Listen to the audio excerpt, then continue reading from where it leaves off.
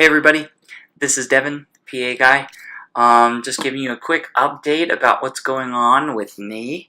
I am now a month into the program, so I've survived a month. That's good. 27 more to go. But it's been, if you can't tell, I look really tired and gross and sticky and got out of the cadaver lab and everything. So yeah, I personal hygiene has fallen pretty low on my list of priorities right now. But the last month has been such an incredible experience. I've learned so much. I would say the amount that I've learned in 1 month's time is the equivalent of like half of my undergraduate career. So this is, it's been a whirlwind of information, but also some really valuable experiences.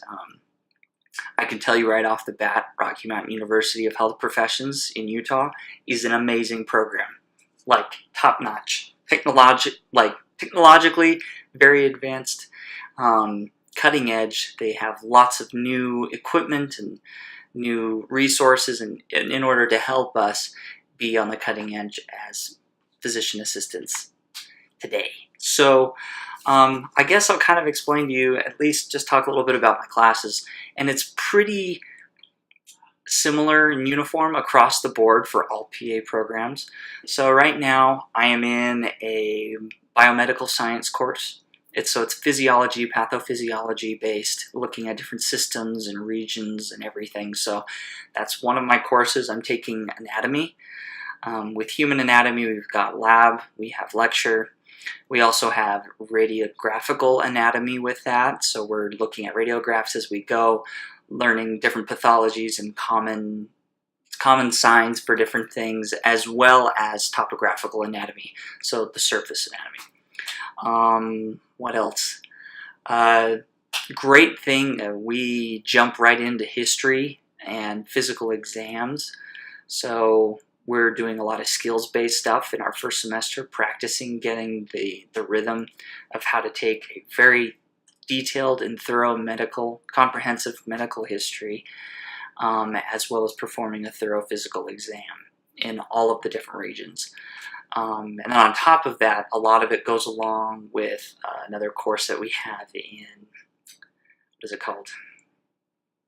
Primary Care Fundamentals. We look at lots of different things, epidemiology, different aspects of primary care, lots of the different models, how we approach certain things so I would say those are probably the really big bulky courses that I have. There's a few other ones, professional development, ethical issues and whatnot, but overall, from what I've come to understand, in my undergraduate, we went and we learned some pretty nitty-gritty details to certain systems and ideas, like in biochem. I learned all of the cellular respiration. I learned all of that on a very microscopic chemical level.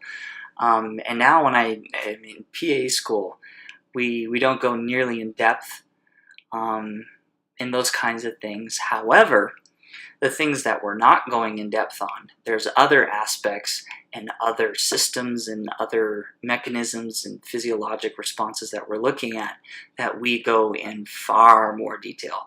So I can tell you right now, the information that you're learning isn't necessarily hard information. It's a lot of information. What the teachers end up doing, in a 2-hour period, it's like 4 hours, or I would say, okay, maybe not that much, but about 3 hours of undergraduate lecture. They can cram it into an hour and a half, 2 hours, and they expect you to be able to, at the end of the day, pick that material up, work through it again, study it out, make quiz questions, quiz yourself, quiz other people. Make sure that you have that good solid foundation by the end of the day, so that when the next day comes around, you would have all finished all of your pre-lecture stuff, that you've done the readings, that you've kept yourself, in check.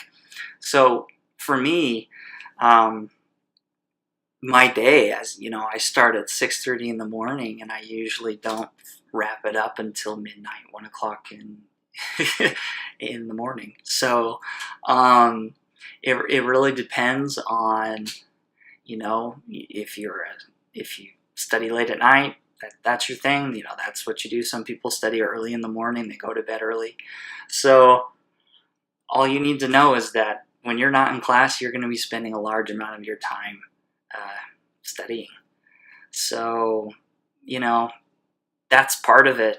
That's what you sign up for when you go into professional school, med school, dental school, PT programs, all of that. So you have to just remember that's what you're there for. That's your full-time job now.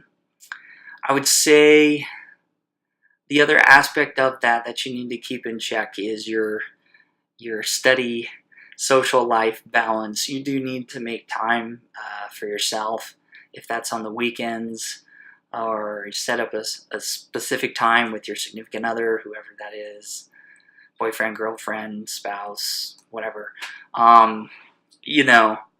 Setting up that time with them to be able to catch up, do something fun, something where you can decompress.